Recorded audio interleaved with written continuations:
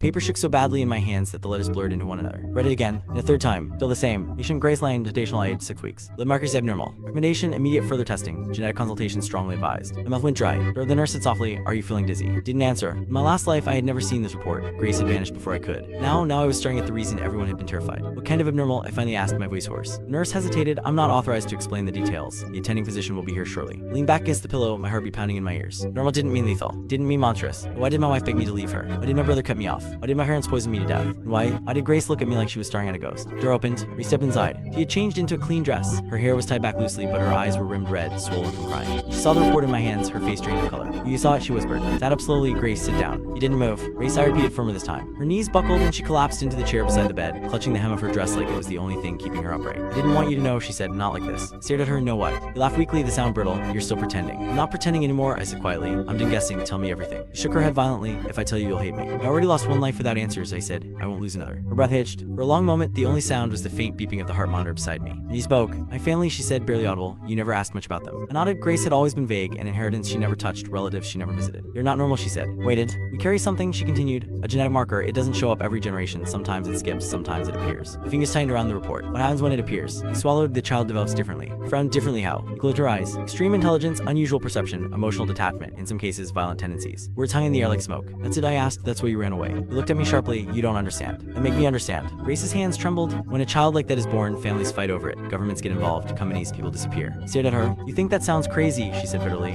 "I thought so too, until I saw what they did to my cousin." Which is tightened. "What happened to him?" "He was taken," she said, "at 9 years old after an evaluation. We never saw him again." Silence. "You thought," I said slowly, "that if I knew, I would turn you in." Her eyes filled with tears. "I thought you'd be scared of me, of the baby." I exhaled shakily. In my previous life, I had been scared, just not of the baby. I was scared of losing control, scared of responsibility, scared of my own ignorance. And that fear had cost me everything. Demanded a divorce, I said. I pushed you away. You flinched. "But I never wanted to abandon you," I continued. "I wanted answers, and you ran before I could ask." Her lips parted. "Then why? Why did you sign so quickly in the end?" Her jaw tightened. "Because by then," I said, "you were already gone." She spilled down her cheeks. "I tried to protect you," she whispered. "If we divorced, you wouldn't be involved. You wouldn't be in danger." Looked at her steadily. "Grace, listen to me." She raised her eyes. "In my last life," I said, choosing my words carefully, "I lost you. I lost my home. I lost my family. And then I lost my life." Her breath caught. "What do you mean?" "Didn't explain your birth. Not yet." "I mean this," I said. "Running doesn't save anyone. Silence kills faster than truth." She stared at me, trembling. "You think saying would have changed anything?" she asked weakly. "Yes," I said without hesitation, "because this time I'm not afraid." Knocking interrupted us. Doctor entered, clipboard in hand. "Mr. Lane," he said. "Mrs. Lane." We stiffened at the title.